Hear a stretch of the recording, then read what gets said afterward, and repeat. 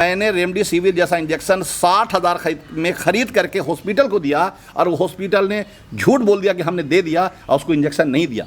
सिर्फ हॉस्पिटल में बेड देने के लिए के नाम पे 30-30, 40-40, 50,000 रुपया वसूला गया। उनके पास राशन नहीं था कि वो खा सकते थे। उनके पास कोरोना से तो बाद में मरते, उनके पास भूखे मरने का स्थिति आ गई थी। सर, बात कहने को बहुत कुछ है, लेकिन संक्षेप में बताइएगा, ये जो आपकी जो पार्टी है प्रत्येक साल पिछड़ते हुए क्यों जा रही है? नमस्कार, मैं हूं अमित चौरसिया और आप देख रहे हैं नालंदा दस्तक। आज हम बिहार की राजधानी से तकरीबन 500 किलोमीटर दूर झारखंड के बेरमो में आए हुए हैं और हमारे साथ बातचीत करने के लिए कौन है, हम इन्हीं से जानेंगे। सर, सबसे पहले आप अपना परिचय दीजिए। जी, मेरा नाम आफ्ताब आलम खां है। मैं अखिल भारतीय नौजवान सभा का राष्ट्रीय अध्यक्ष हूं और आप जहां आए हैं यहाँ का मैं रहने वाला हूं। झारखंड मेरा घर है, लेकिन मैं चूँकि मेरा संगठन बिहार में भी चलता है। आप बिहार नालंदा से आए हैं, आपका स्वागत है इस मामले के लिए। हमारे लोग बिहार के हर एक ज़िला में हैं। हमारी कमेटी चलती है पूरे बिहार में, बिहार राज्य परिषद के नाम पे AIF की कमेटी चलती है। हमारे साथी वहाँ के रोशन सिन्हा सेक्रेटरी हैं और ये ऑल इंडिया कमेटी, हमारे लगभग 25 स्टेट में हमारी कमेटी चलती है ऑल इंडिया फेडरेशन की। सर, अब हम वार्तालाप की मतलब कि जो भी प्रक्रिया उसको आगे बढ़ाते हैं। आफ्ताब जी, सबसे पहले आप ये बताइए कि जो देश का जो मौजूदा स्थिति है उसके ऊपर आप क्या कहना चाहेंगे? देखिए, अभी जस्ट वर्तमान की अगर बात करें तो ये आपको मालूम है कि अभी कोरोना काल चल रहा है और ये कोरोना काल का ये दूसरा फेज़ है। सेकंड वेव इस बार आया, जबकि 1 साल पहले से हम ये वेव शुरू हुआ। 2020 जनवरी में पहला केस केरला में आया था और उसके बाद आप लोग ये भी मालूम है कि केरला ने किस तरह से बेहतरीन काम किया। सबसे पहला केस वहाँ आया, इसके बावजूद केरला ने, गवर्नमेंट ने वहाँ उसको बढ़ने नहीं दिया था, कंट्रोल पा लिया था। लेकिन धीरे धीरे फिर क्या बोलते हैं, बाकी राज्यों में भी केस आने लगे और मार्च में जाकर के लॉकडाउन किया गया मोदी गवर्नमेंट के बाद उनके द्वारा। लेकिन उस समय जो सबसे बड़ी गलती हुई थी गवर्नमेंट की कि बिना प्लानिंग का, बिना लंबा विचार किए हुए कि हम अगर लॉकडाउन पूर्णतः लॉकडाउन करेंगे, मतलब एक तरह से कर्फ्यू लागू कर दिया गया था। सडनली एक रात में आकर के मोदी जी घोषणा करते हैं, जैसे उन्होंने नोटबंदी का घोषणा किया था, उसी तरह से जिस देश में 135 करोड़ आबादी का देश हो, उसको यूँ बिजली के में का करंट कैसे काटते हैं, जैसे स्विच ऑफ कर देते हैं तो लाइन कट जाता है, उस तरह से उन्होंने लॉकडाउन कर दिया था। जिसका क्या दुष्प्रभाव पड़ा था, किस तरह से लाखों लाख मजदूर पैदल चल करके अपने घरों में आए थे, किस तरह से लोगों को खाने पीने की दिक्कत आई थी, क्योंकि देश में जो जहाँ लग थे वहीं का वहीं फंस गए थे।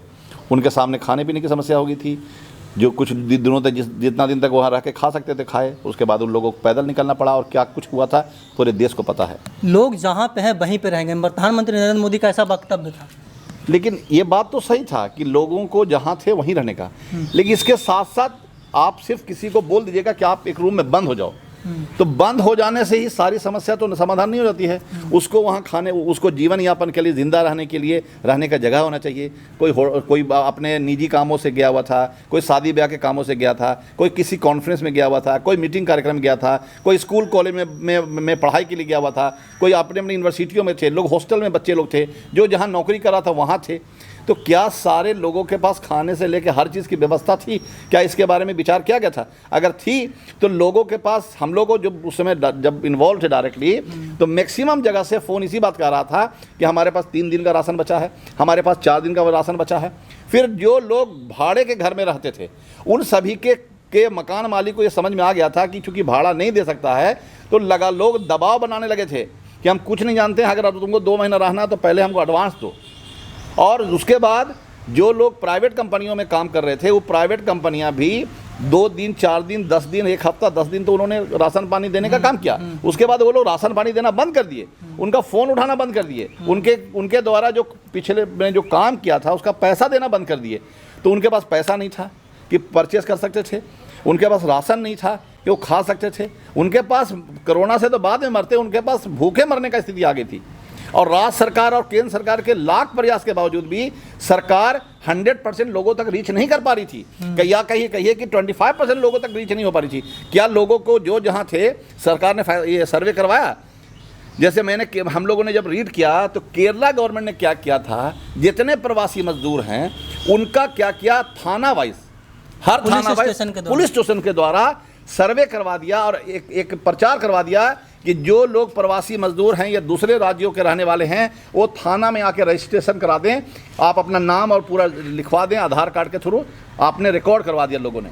मैंने राज्य सरकार को, केरला सरकार को लॉकडाउन के एक हफ्ता के अंदर उसको पता हो गया था कि हमारे राज्य में इतने प्रवासी मजदूर रहते हैं और कहाँ रहते हैं, और इसका जिम्मा वहाँ के खुद सरकार ने भी जिम्मा लिया और सरकार ने थाना को ही जिम्मा दे दिया कि उन लोगों तक खाने पीने की सारी व्यवस्था आपको करना है।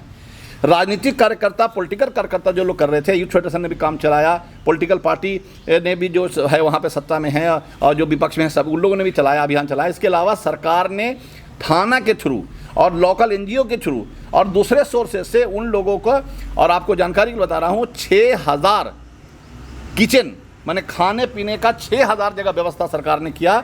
तब भी केरला जैसे जगह में इतना इंतजाम होने के बावजूद लगातार हम लोगों को फ़ोन आ रहा था, बिहार के बेगूसराय, बिहार के लखीसराय, बिहार के नवादा, बिहार के औरंगाबाद, ऐसे अनेकों जिला के लोग हम लोगों के संपर्क में थे और हम लोगों ने उनको वहाँ से, जब चूँकि राज्य सरकार ने, बिहार सरकार ने कह दिया था कि हम एक भी लोगों को आने नहीं देंगे, तो वहाँ के लोग नहीं आ पा रहे थे। फिर बाद में जब लोग आना चालू किए तो उन सभी लोगों के वहाँ के हम लोगों ने सरकार से बातचीत करके, अपने पॉलिटिकल कार्यकर्ता से बातचीत करके, अपने नौजवान संघ से बात करके लोगों को थाना की मदद से सब लोगों को रजिस्ट्रेशन करवाया और ट्रेन से भिजवाने का काम किया। वो इसलिए वहाँ टिक पाए कि क्यों वहाँ सरकार और हमारे लोगों ने उनको राशन का व्यवस्था करा पाया। लेकिन मैं आपको बता सकता हूँ, राजस्थान, मैं बता सकता हूँ, हाँ, दिल्ली सरकार ने अपने जानते बहुत कोशिश किया था कि वहाँ के लोगों को, क्योंकि दिल्ली में बहुत ज़्यादा संख्या में लोग थे, कि वहाँ के लोगों को फ़ायदा पहुँचा सके। लेकिन साथ साथ लोगों में भय भी था कोरोना का, लोग अब पहुँचा नहीं पा रहे थे। सरकार ने पाबंदी लगा दिया था ट्रांसपोर्ट के लिए। हम अपने कई लोगों को के मदद से कई गरीबों को राशन पहुँचवाना चाहते थे, तो उनको चूँकि पास नहीं मिलता था, वो अगर घर से राशन चावल लेके निकलते थे तो पुलिस डंडा मारती थी, तो हम लोग भी चाह करके मदद नहीं कर पा रहे थे। फिर लोगों को अपनी डर, कोरोना का डर, इसका डर, उस वैसी हालत में भी बड़ी संख्या में पिछले बार लोगों ने राहत का काम चलाया था। और लेकिन एक बात जो सबसे बड़ी बात है, पिछले साल ही खाली असंगठित मजदूर के 2 करोड़ लोगों की रोजगार नौकरी चली गई, जो कहीं ना कहीं परमानेंट एस्टेब्लिशमेंट थे, 5000 10,000 की नौकरी करते थे। वो कहीं ना कहीं छोटे छोटे फैक्ट्रियों में, कल कारखानों में गार्ड का काम, रिपेयरिंग का काम, मेंटेनेंस का काम, सिविल का काम और बहुत सारा ऐसा काम जो उस काम के एक्सपर्ट हो गए थे, 10 साल 20 साल से रोजगार पा रहे थे, वैसे लोगों का रोजगार छीन गया। सडनली उनकी आमदनी बंद हो गई। उनके बाल बच्चे कहीं ना कहीं किसी स्कूल में पढ़ रहे थे, उनको स्कूल में फीस देने के लिए पैसा नहीं रही, और बाद में सभी लोग अपने अपने गाँव चले आए। सर, बात कहने को बहुत कुछ है, लेकिन संक्षेप में बताइएगा, ये जो आपकी जो पार्टी है प्रत्येक साल पिछड़ते हुए क्यों जा रही है? पिछड़ने मतलब, अगर आप सिर्फ इस बात को आप देख रहे हैं कि हमारे नंबर ऑफ एमएलए घट गए, हमारे नंबर ऑफ एमपी घट गए, अगर इस आधार पर अगर हमको आप आकलन कीजिएगा तो आप कहिएगा कि हाँ, हम घट गए। लेकिन हमको जब आप अगर हमको आप संघर्षों में खोजिएगा तो हमको आप देखिएगा, हम आपको संघर्षों में मिलेंगे। लोगों की जो बुनियादी सवाल है वहाँ हम दिखेंगे। जब लोगों के पास राशन नहीं था तो उसके लिए लड़ाई लड़ते हुए देखिएगा। अभी लगातार अभी सरकार ने जो कुछ भी फैसला ली, अभी ऑक्सीजन लोगों को नहीं उपलब्ध हो रहा था, उसमें लड़ते हुए आप हमको देखिएगा। लोगों के बुनियादी सवाल पे, हर बुनियादी सवाल पे जो मसला था, हॉस्पिटल को, अभी जो प्राइवेट हॉस्पिटल है उसको गवर्नमेंट अपने कंट्रोल में लेकर के इस महामारी से लड़ने के लिए, चूँकि जिस तरह से प्राइवेट हॉस्पिटल लूटमारी कर रहे हैं, मैं एग्जाम्पल के तौर पे बता सकता हूँ, मेरे कई जानने वाले जिनको कोरोना हुआ था, उन लोगों का एक्सपीरियंस के आधार पर बता रहा हूँ। जब मैं व्यक्तिगत तौर पे जब कोरोना से वो ठीक होकर आए तो मैंने बात किया, तो लोगों ने कहा कि जब हमको हॉस्पिटल की ज़रूरत थी और गवर्नमेंट हॉस्पिटल में जगह जब नहीं मिल रहा था, तो प्राइवेट हॉस्पिटल में डाक बलौवल चल रही थी और वहाँ से पहले ही पूछा जाता था कि क्या पर डे 30,000 रुपया देने के लिए तैयार हैं, क्या रोज़ का 40,000 रुपये देने के लिए तैयार हैं। अगर आप 40,000, 50,000, 30,000, अलग अलग हॉस्पिटलों का अलग अलग रेट था और डिमांड के हिसाब से था। जब वो पहले से गछ लेता था, सिर्फ हॉस्पिटल में बेड देने के लिए के नाम पे 30-30, 40-40, 50,000 रुपया वसूला गया। लेकिन प्रूफ कैसे होगा, क्योंकि कागज़ कलम में नहीं है ये। लोग गए, अपने मरीजों को, अपने संबंधियों को जान बचाने के लिए गए और उतना पैसा दे के आए, मर के भी आए, जान बचा के भी आए। इसके बावजूद उनके साथ क्या किया गया, उनको ऑक्सीजन दिया गया कि नहीं दिया गया, रेमडेसिविर जैसा इंजेक्शन दिया गया कि नहीं दिया गया, और हर बात के लिए पैसा लिया जाता था। मेरे एक जानने वाले का के कन्वेक्लेशन में डेथ हुआ है, उनका यहाँ तक के उनका ये है कि मैंने रेमडेसिविर जैसा इंजेक्शन 60,000 में ख़रीद करके हॉस्पिटल को दिया, और वो हॉस्पिटल ने झूठ बोल दिया कि हमने दे दिया, और उसको इंजेक्शन नहीं दिया और उसका मरीज़ मर गया।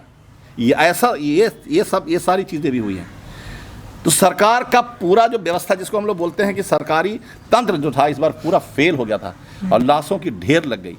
और इसीलिए हम लोग लगातार सरकार से मांग कर रहे थे कि आप जो पिछले जो 5 राज्यों में चुनाव कराए, ये चुनाव आप करा सकते थे, कराना चाहिए था, कोई दिक्कत नहीं, इसका हम लोग विरोध नहीं कर रहे हैं पॉलिटिकली, क्योंकि हम लोग इसमें शामिल थे, हम लोग ने चुनाव लड़ा। लेकिन हमारा ये कहना था कि बिना प्रचार के, बिना रैली के, प्रचार मीन्स रैली, जुलूस, जो बड़ी बड़ी सभाएं, रोड शो हो रहा था, उसके बिना भी चुनाव हो सकता था। पोस्टरों के द्वारा कैंडिडेट के साथ मैं भी चुनाव लड़ा हूँ, एक बार नहीं 3 बार चुनाव लड़ा हूँ विधानसभा का, जिला परिषद रहा हूँ यहाँ से। मेरा कहना है कि अगर गाइडलाइन ये आ जाती कि कैंडिडेट अपने 5 व्यक्तियों के साथ सिर्फ डोर टू डोर कैंपेन करेगा तो भी चुनाव होता, और लोग सब लोग ऐसे करते, सभी कैंडिडेट के पास यही ऑप्शन रहता, और वोट होता। जैसे आज कैंडिडेट जीता है, जो जीतना था वो जीतता, जो हारना था वो हारता। अभी उत्तर प्रदेश में भी चुनाव आने वाले हैं सर, हाँ, उसके ऊपर क्या कहना चाहेंगे? देखिए, अभी तो सेकंड वेव में लगभग लोग, जो आंकड़ा है अभी तक सरकार 3 लाख, जो सरकारी आंकड़ा 3 लाख के आसपास पार कर गया, लेकिन अनऑफिशियल ये दूसरे सोचिए सरकार का जो घोषित जो है उसमें लोग मर गए हैं, लेकिन जो एक्चुअल में जो लोग मरे हैं उसकी संख्या 40 से 50 लाख है। क्योंकि मैं अपने ज़िला की अगर बात करूं तो वो दिन का हम डेट नहीं बता सकते, एक दिन आया, पेपर में आया था कि 40 डेड बॉडी को जलाया गया था। चास जैसे एक जगह है, चास एक बहुत बड़ा हमारा शहर है, उसके घाट में 40 लोग जलाए गए थे वन डे, फर्स्ट डे, एक दिन में सिर्फ। वो एक जगह की बात है, ऐसे कितने लोग अलग अलग गाँव में जलाए गए होंगे, अलग अलग घाटों में जलाए गए होंगे, और कितने लोग कब्रिस्तान में दफनाए गए होंगे। मतलब रोज़ सैकड़ों की संख्या में डेथ हो रहा था बोकारो जिला में, लेकिन सरकार के खाते में कितना आता था? 4 लोग मरे, 5 लोग मरे, 6 लोग मरे, 7 लोग मरे, 10 लोग मरे। मतलब कि छुपा रहे थे आंकड़ा सर, बहुत बड़ी संख्या में। क्योंकि सरकार अभी घोषणा किया है, कोई सरकार, राज्य सरकारों ने घोषणा किया है कि जो कोविड से मरे उनको 2 लाख रुपए देंगे। तो जिन लोगों को सरकार ने कोविड से मरने का घोषणा नहीं किया तो उनको तो पैसा नहीं देना पड़ेगा, लेकिन उनके लोग तो मर गए। कई तरह की समस्या आ रही थी, बहुत सारे लोगों ने कोविड टेस्ट कराने के बाद भी नेगेटिव आया, लेकिन उनको सांस लेने में दिक्कत हुई, ऑक्सीजन लेवल घट गया, लंग्स में इफेक्ट हो गया, वो मर गए। सरकार ने उसको कोविड पेशेंट नहीं माना, उसको बोल दिया कि हार्ट अटैक से मर गया, सांस लेने में दिक्कत हुई इसलिए मर गया, लेकिन वो था क्या? कोविड था, पेशेंट था। कोविड प्रोटोकॉल जलाने के बावजूद तो कोविड पेशेंट नहीं घोषित किया, खाली कोविड के गाइडलाइन के थ्रू उनको जला दिया गया, उनके परिवार को नहीं दिया गया, सरकार के द्वारा जला दिया गया, लेकिन उनको कोविड पेशेंट के रूप में घोषणा नहीं किया गया। आखिरी सवाल सर, देश में हो रहे प्राइवेटाइजेशन और बढ़ते महंगाई के ऊपर क्या कहना चाहेंगे? देखिए, इस सरकार की, मोदी सरकार का एक ही टारगेट है कि हम सरकार कल कारखाना नहीं चलाएंगे, मतलब इनका कहना है कि हम बिजनेस नहीं करेंगे। मतलब ये जो कोल इंडिया है, पब्लिक सेक्टर बहुत सारी कंपनियां हैं, सरकारी संस्थाएं हैं, ये सरकार जो खोल के रखी है। आपके पास अपना पावर प्लांट है, अपने स्टील प्लांट है, आपका अपना ये कोल इंडिया है, और ऐसे सैकड़ों पब्लिक सेक्टर कंपनी यहाँ पे है। सरकार का कहना है कि बिजनेस करना मेरा काम नहीं है, हम ये सब प्राइवेट को दे देंगे, और प्राइवेट को दे देंगे। इसके पीछे सिर्फ मिशन इनका ये है। प्राइवेटाइजेशन करने का मतलब ये नहीं है कि इसका खुला मौका सभी को मिल रहा है। प्राइवेटाइजेशन करने का मतलब है कि सब कुछ अडानी और अंबानी को दे देंगे, और यही हो रहा है। एयरपोर्ट कौन ले रहा है? तो अडानी। स्टेशन कौन ले रहा है? तो अडानी। रेल कौन चलाने की बात कर रहा है? तो अडानी। लक्षद्वीप में कारोबार कौन करेगा? तो अडानी। ये फूड प्रोसेसिंग में अभी आंदोलन चल रहा है, किसान आंदोलन चल रहा है, हाँ। उसमें लड़ाई क्या चल रही है? कि अडानी के बड़े बड़े गोदाम बन गए हैं, जो डेली यूज़ का चीज़ है, जो नेसेसिटी चीज़ है, जो किसान पैदा करते हैं, आटा, चावल, दाम, गेहूँ, ठीक है, इस पे भी सरकार ये अडानी के हवाले कर देना चाहती है। मैंने लोगों को अन्न खाना होगा तो अडानी की मर्जी होगी कि अडानी कैसे किलो सामान बेचेगा और वो उनको उपलब्ध हो पाएगा। इसीलिए प्राइवेट से अगर आप सोचते हैं कि कुछ बदलाव आ जाएगा, सेवा, लोगों को बर्बादी, LIC जैसा संस्था जो गवर्नमेंट के अंडर में है, गवर्नमेंट लाखों करोड़ रुपया, लाखों करोड़ रुपए में बात कर रहा हूँ। 73% मार्केट कब्जा है इंडिया में। जब बाकी कंपनियां, प्राइवेट कंपनियां उसको कंपटीशन नहीं दे पाई, compete नहीं कर पाई, तो सरकार ने आखिर में फैसला लिया कि LIC को ही ख़त्म कर दो। क्योंकि पहले सरकार ने बहुत सारे प्राइवेट संस्थाओं को लाइसेंस दिया। प्राइवेट संस्थाओं के लाख कोशिश के बावजूद भी 20 साल से ऊपर हो गया LIC अलग अलग इंश्योरेंस सेक्टर को आए हुए लगभग, लेकिन वो LIC को हिला नहीं पाई। तो सरकार ने LIC को ही ख़त्म कर देने का फैसला लिया। ना LIC रहेगा, ना उन लोगों को कम्पीट करना पड़ेगा। अब नतीजा ये होगा कि पूरा का पूरा हाथ, सब इकोनॉमी इंश्योरेंस सेक्टर जो है वो प्राइवेट के हाथ में रहेगा। कौन चीज़ बचा हुआ है? आपने BSNL को बर्बाद कर दिया सिर्फ जियो को फ़ायदा पहुंचाने के लिए। ऐसा कौन सा देश होगा कि अपने सरकारी संस्था को 4G का लाइसेंस नहीं देगा? ठीक है, एक प्राइवेट कंपनी को आप 4G का लाइसेंस दे दिए, एयरटेल को दे दिए, जियो को दे दिए, लेकिन BSNL को 4G नहीं दिए। ये क्या उद्देश्य से नहीं दिया गया? कहीं ना कहीं BSNL को बर्बाद करने के लिए दिया गया। सारे हिंदुस्तान में BSNL का टावर, सारा सेटअप BSNL का, सरकार का सैटेलाइट, उसका इस्तेमाल कौन कर रहा है? उसे कमा कौन रहा है? तो जियो कमा रहा है, रिलायंस कंपनी कमा रहा है। तो आप तो बैंकिंग में क्या हुआ? शुद्ध रूप से बिजनेस करने के नाम पे सरकार ने पब्लिक का जमा हुआ हजारों लाखों करोड़ रुपया डायरेक्ट अडानी, अंबानी और ऐसे दूसरे बड़े घरानों को दे दिया, और वो सब लोग कर्म ये उसको खा गए। एक पैसा लौटाने का काम नहीं किया, और सरकार उस पर कोई कार्रवाई नहीं की। पिछले 5 साल में लगभग 4.5 लाख करोड़ रुपया को गतलखाना में डाल दिया गया। सरकार उसको मान ली कि वो पैसा वापस नहीं आएगा। इसके अलावा आपको बहुत सारी ऐसी कंपनी थी जिस पे सरकार की लायबिलिटी है, बैंक की लायबिलिटी है, जो पहले से पूरा नहीं किया है। इसके बावजूद सरकार लगातार उन लोगों को लगातार फाइनेंस करती रही। मैंने सरकार डायरेक्ट अपना पैसा, बैंक का पैसा या पब्लिक का पैसा कहिए, सीधे लोगों को हवाले कर दिया। और यही वजह है कि बैंक जब घाटे होने लगे तो घाटा को पाटने के लिए सरकार मर्ज करना शुरू की है। मर्ज करने का मकसद सिर्फ मर्ज करना नहीं है, फाइनली इसको भी प्राइवेट के हवाले कर देना है। पहले क्या किया? 4 बैंकों, 2 बैंकों, 3 बैंकों मिला के कुछ संख्या जो घटा करके अब कुछ बैंक रह गए हैं। सरकार के अभी हाल फिलहाल में आया है, एक बयान आया है कि आने वाले कुछ दिनों में सारे बैंकों को प्राइवेट को हवाले कर दिया जाएगा। तो सरकार चाहती क्या है? आखिर क्या कारण है कि इस 1.5 साल के लॉकडाउन में सभी लोगों की आर्थिक स्थिति खराब हुई है, यहाँ तक कि सरकार की आर्थिक स्थिति खराब हुई है, GDP एकदम माइनस में चला गया है। लेकिन सबसे ज़्यादा इस लॉकडाउन के दौरान भी अगर कोई कमाने वाली कंपनी है तो अडानी और अंबानी है। देश की सबसे ज़्यादा प्राइवेट कंपनियां में भी 2 कंपनियां अब बेसिक स्पेशली। आखिर कौन सा सोना ये ज़मीन से निकाल रहे हैं? कौन सा हीरा निकाल रहे हैं? ऐसा कौन सा बिजनेस कर रहे हैं कि खाली प्रॉफिट हो रहा है? क्योंकि सरकार सारी पॉलिसी इनके फ़ायदे के लिए कर रही है। सर, हमारे चैनल के जो दर्शक हैं बिहार में जो देख रहे हैं आपको, उनको आप क्या कहना चाहेंगे?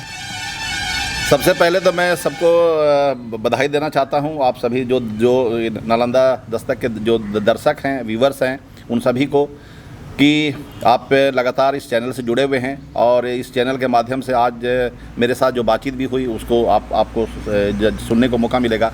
और मैं आप सभी लोगों को बधाई देना चाहता हूं कि एक अच्छे चैनल जो देश दुनिया की वर्तमान घटना और नालंदा की घटना और पूरे बिहार की घटना, हर घटनाओं पे नज़र लगातार रखती है, और इसकी लोगों तक क्या घटना घट रही है, राज्य का राजनीतिक हालात क्या है, देश की राजनीतिक हालात क्या है, इस पे लगातार आप तक बात पहुंचाने की कोशिश करती है। और हम समझते हैं कि ऐसे न्यूज़ चैनलों की ज़रूरत है, क्योंकि आज जब सिर्फ जो प्राइम चैनल हैं, जो देश के जो बड़े चैनल हैं, जहां सिर्फ झूठ परोसने की कोशिश कर रहे हैं, तो आज सोशल मीडिया पे यूट्यूब चैनल के रूप में और दूसरे जो छोटे छोटे चैनल हैं जिनको हम छोटे चैनल करते हैं, आज वही जनता की आवाज़ बनी हुई हैं। मैं समझता हूं कि ऐसे अनगिनत न्यूज़ चैनलों की हमें ज़रूरत है, ताकि हमारी जो ज़मीन की आवाज़ है, बुनियादी आवाज़ है, सच्चाई की आवाज़ है, वो सरकार तक पहुँच सके और सिस्टम तक पहुँच सके, ताकि जनता को नुकसान नहीं हो।